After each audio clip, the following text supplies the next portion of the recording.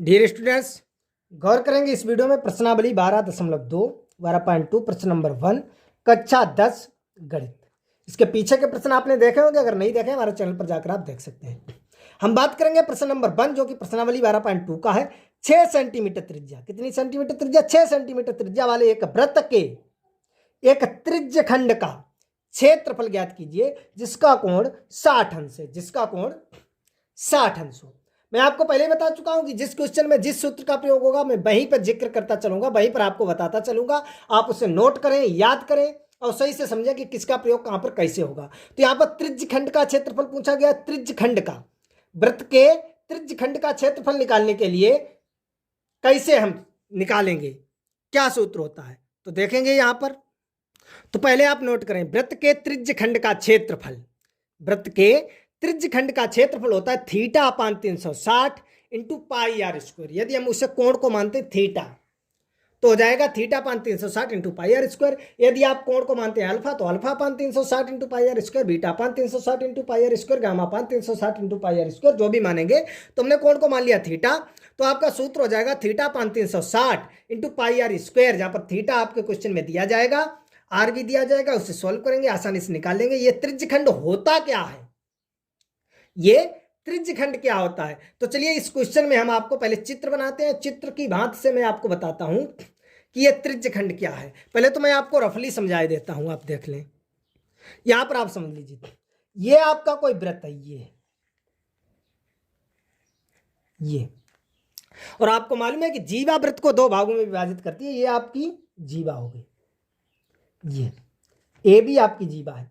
तो इसे हम क्या कहेंगे, ये जो है आपके जीवा ए बी है, इसने वृत्त को दो भागों में विभाजित कर दिया। तो ये क्या हो गए, वृत्त खंड, वृत्त के खंड हो गए। भाई किसी भी कोई भी आपकी वस्तु है, उसे अगर आप तोड़ते हैं, उसे दो भागों, तीन भागों, चार भागों में विभाजित करते हैं, तो उसके वो क्या होते हैं, भाग होते हैं, उसके खंड होते हैं। तो ये वृत्त था, मैंने मान लिया ये आपका ओ केंद्र का कोई वृत्त है जिसकी त्रिज्या जो है वो कितनी है, 8 सेंटीमीटर है, या जो भी हो सकती है। तो ए भी आपकी कोई वृत्त की जीवा है। तो ए भी वृत्त को, कोई भी जीवा आपकी है, कोई जीवा हो सकती है, कोई एक जीवा जो है वो आपको वृत्त को, कोई एक जीवा वृत्त को दो भागों में विभाजित करती है। इन्हें हम कहते हैं वृत्त खंड।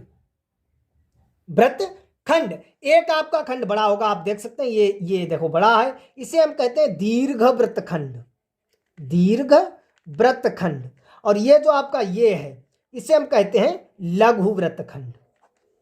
आप समझ गए, एक जीवा वृत्त को दो भागों में विभाजित करती है, यानी जीवा वृत्त को तीन भागों में विभाजित करेगी या चार भागों में विभाजित करेगी। अगर आपको कोई पूछता है कि जीवा वृत्त को कितने भागों में विभाजित करती है, तो एक जीवा वृत्त को दो भागों में विभाजित करेगी। एक भाग आपका होगा दीर्घ वृत्त खंड और एक आपका होगा लघु वृत्त खंड। समझ गए आप, जो बड़ा होगा उसे दीर्घ वृत्त खंड कहेंगे और जो छोटा होगा उसे कहेंगे लघु वृत्त खंड। और आपको यह भी मालूम है, जो आपका व्यास होता है, ये आपका व्यास है, ये हमने अगर इसका नाम डाल दिया CD, तो CD आपका व्यास है। आपको मालूम है व्यास आपकी सबसे बड़ी जीवा है, व्यास आपकी सबसे बड़ी जीवा है। तो सबसे बड़ी जीवा वृत्त को दो भागों में भी विभाजित करेगी, लेकिन दोनों भाग जो है बराबर होंगे।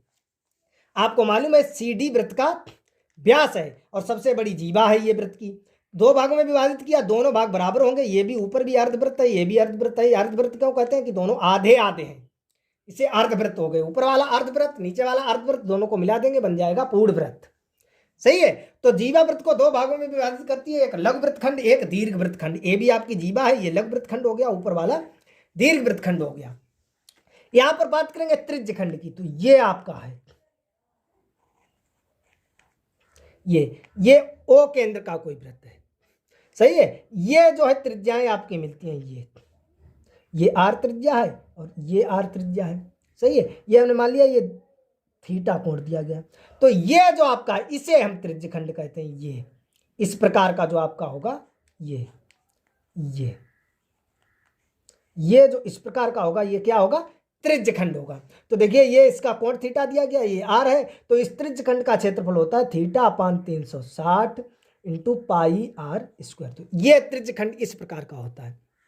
आप समझ गए। इसका नाम डाल दे O, इसका डाल दे A, इसका डाल दे B, और ये यहाँ पर कोई हमने पॉइंट ले लिया वृत्त पर C, तो AOACB, OACB त्रिज्यखंड ओ ए सी बी का यदि हम क्षेत्रफल निकालें तो theta upon 360 into pi r square. समझ गए आप अच्छी तरह से? कहीं भी किसी प्रकार की कोई समस्या डाउट हो तो आप हमें कमेंट बॉक्स में बता सकते हैं। समझ गए आप अच्छी तरह से? तो चलिए आप देखते हैं क्वेश्चन की तरफ। जो आपका क्वेश्चन दिया गया है उसे सॉल्व करते हैं। अगर आप ये समझ गए होंगे चित्र को तो बस अब कुछ है ही नहीं, सेकेंडों में सॉल्व होगा।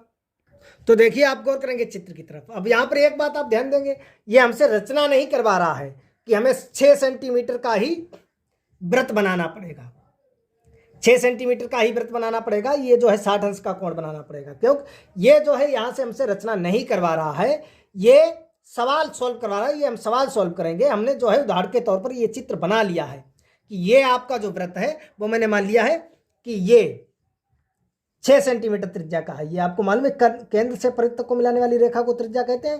तो ये ओ ए आपका हो जाएगा 6 सेंटीमीटर। इसी प्रकार अगर ओ बी की बात करें, ये भी आपका हो जाएगा 6 सेंटीमीटर। और ये आपका कोण है वो कितना है? 60 अंश।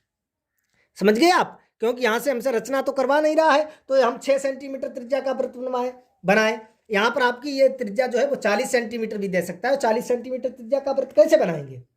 40 सेंटीमीटर, 50 सेंटीमीटर, 100 सेंटीमीटर, 1000 सेंटीमीटर कुछ भी दे सकता है, क्योंकि यहाँ रचना हमसे नहीं करवा रहा है। रचना करवाता है तो हमेशा छोटी वैल्यू देगा, 2 centimetre, 5 centimetre, 6 centimetre, 3 centimetre, 1 centimetre, और उसकी रचना करवाएगा उस क्वेश्चन। यहाँ रचना नहीं करवा रहा है, यहाँ हमें ये क्वेश्चन लगाना है।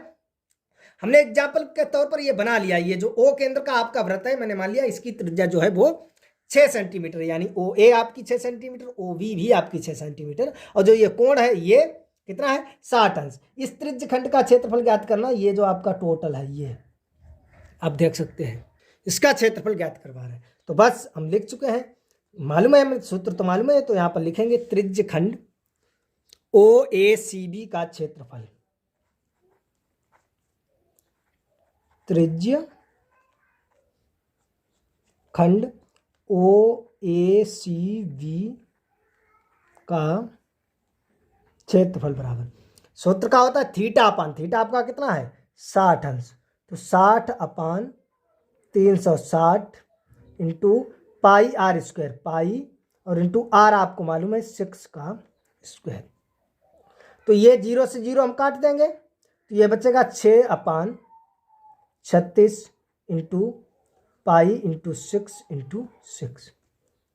काट तो ये कट जाएगा आपका, ये 36, और इस 6 से ये 6 कट गए।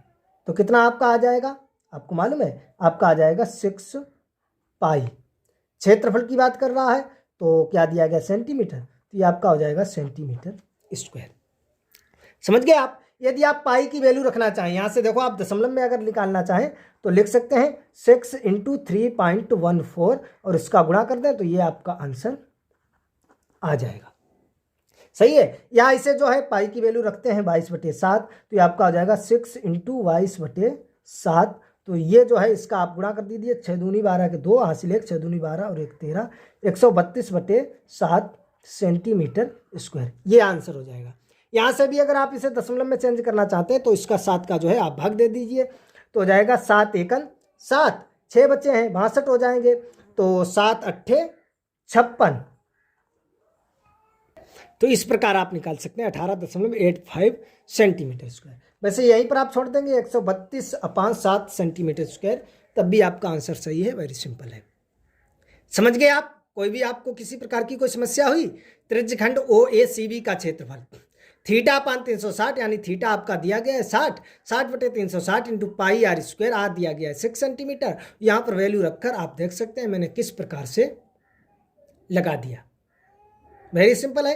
किसी प्रकार की कोई समस्या हो, प्रॉब्लम हो, डाउट हो, कमेंट बॉक्स में आप हमें बता सकते हैं। चलिए मिलेंगे अगले वीडियो में प्रश्न नंबर 2 के साथ।